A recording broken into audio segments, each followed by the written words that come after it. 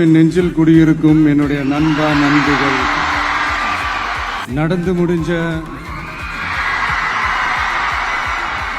10வது மற்றும் 12வது தேர்வில் சாதனை படித்த என்னுடைய தம்பி தங்கைகளுக்கும், இன்னைக்கு பெருமையோட வந்திருக்கிற அவங்களுடைய பெற்றோர்களுக்கும்,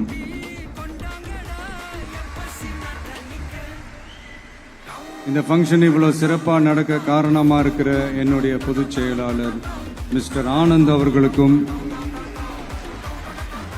மிஸ்டர் ராஜேந்திரன் அவர்களுக்கும், தமிழக வெற்றி கழகத்தினுடைய தோழர்களுக்கும்,